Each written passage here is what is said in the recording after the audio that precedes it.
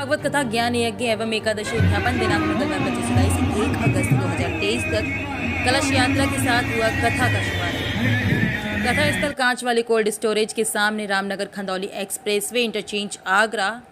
आज खंदौली के रामनगर में सुबह 8 बजे कलश यात्रा का शुभारंभ किया गया, जिसमें लगभग 551 कलश सिर पर धारण करके महिलाएं और लड़कियां चढ़ रही थीं। हजारों की संख्या में महिला मौजूद रहे और सड़क पर पीले वस्त्र धारण करे हुए सभी महिलाएं कई किलोमीटर तक नजर आ रही थी। विश्वविख्यात भागवताचार्य परम पूजनीय आदरणीय स्वामी जी नरहरिदास जी महाराज भक्तमाली सत्यन पीठाधीश्वर अयोध्या धाम के मुखारविंद से कथा श्रवण करेंगे। भक्त बोहरे श्री जयप्रकाश शर्मा, श्रीमती आशा शर्मा, विपिन शर्मा, कविता शर्मा, भाजपा श्रमिक कामगार प्रणित के महानगर अध्यक्ष राम अवतार यादव भी शामिल रहे। उन्होंने बताया कि कथा के श्रवण से जनमानस में नकारात्मक प्रभाव को समाप्त किया जाता है और सकारात्मक सोच का मस्तिष्क में आती है।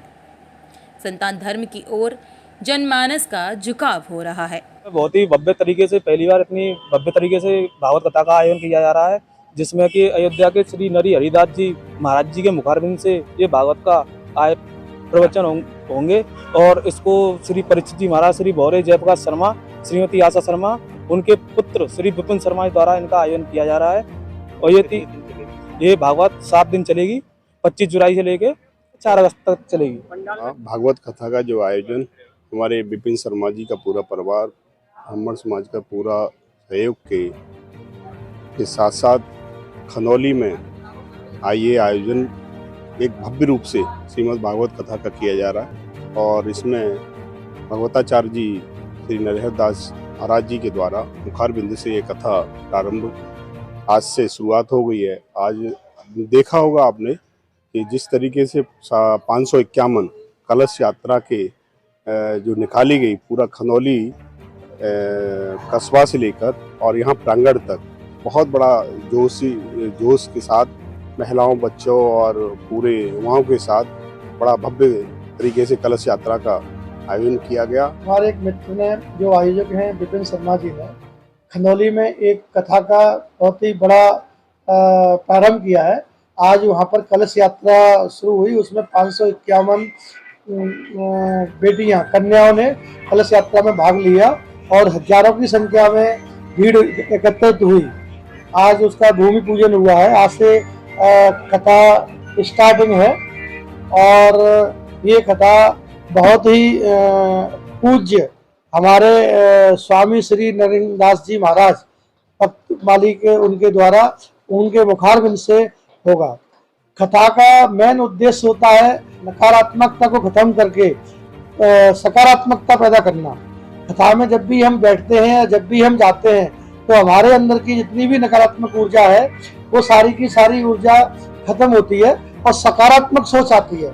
क्षेत्रवासियों से विनम्र निवेदन करना चाहूंगा कि एक बार कथा सुनने का अवसर अपने आप को जरूर दें।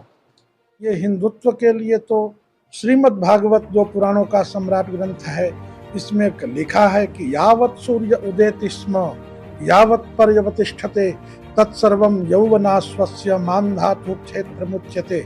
अर्थात सूर्य जहाँ से निकले और जहाँ तक परिक्रमा करे, इस संपूर्ण पर्यावरण का नाम भारत है। न केवल कन्याकुमारी से हिमालय, न केवल पूरब से पश्चिम बंगाल से और ये रेगिस्तान हिंदुस्तान, इतना ही नहीं है। श्री रामधारी सिंह दिनकर जो पद्म विभूषण अलंकार से सम्मानित हैं, वो भारत की परिभाषा लिखते हुए लिखते हैं, भारत नहीं स्थान का वाचक, गुण विशेष नर का है, एक देश का नहीं सील यह भूमंडल भर का है। भारत किसी खास भूखंड का नाम नहीं, बल्कि जहां पर दो आत्माएं एक दूसरे से मिलने के लिए सौहार्द भाव से एक दूसरे का आलिंगन करे और हाथ मिलाए, इस संपूर्ण भावना का नाम भारत है। भायाम प्रभायाम रतः असौ भारतः। भादीप्तौ धातु से विभा, आभा और प्रभा, ये 3 शब्द बनते हैं और तीनों में जो रत रहे उसे भारत कहते हैं। और इस तीनों के कार्य में जो अपनी सहयोगिता और सहभागिता प्रदान करे उसे भारतीय कहते हैं। जय भारत माता, वंदे भारत माता। हमारे प्रिय शिष्य श्री विपिन शर्मा के मन में उद्गार उठा कि ऐसे परम पुनीत पुरुषोत्तम मास में श्रीमद् भागवत की कथा हो, जिसके आयोजन में सबकी सहभागिता हो, पूरे कुटुंब परिवार सब एकत्रित होते हैं, इष्ट मित्र एकत्रित होते हैं, सबके सहयोग से और श्रीमद् भागवत की कथा हो। आज कथा का प्रारंभ सत्यनारायण पीठाधीश्वर परम पूज्य श्री नरेंद्रदास जी महाराज भक्तमाली जी महाराज श्री धाम अवध के मुखारविंद से आज प्रारंभ हुआ है। इसका कथा का मूल कारण एक ही है, हेतु एक ही है कि अपना कल्याण तो उसी दिन हो गया जिस दिन गुरुदेव को शरणागति स्वीकार कर लिया। जगत के कल्याण कैसे हो, जीव मात्र का कल्याण कैसे हो, इसका एक ही हेतु है। इस कथा के माध्यम से समस्त जनता जनार्दन में भक्ति का प्रचार प्रसार हो। भगवान राम का मंदिर बन रहा है श्रीधाम अवध में, उसकी उत्सव में भी ये समायोजन हुआ है कि जल्दी भगवान का मंदिर शीघ्र भव्य मंदिर में विराजमान हो। और उसके उपलक्ष्य में हमारे विभिन्न शर्मा जी सबके कुटुंब परिवार सहित कथा करा रहे हैं। और हमें आग्रह करूंगा समस्त आगरा वासियों से, आसपास जितने क्षेत्र हैं सब आकर के प्रेम से कथा सुने और अपने मानव जीवन को धन्य बना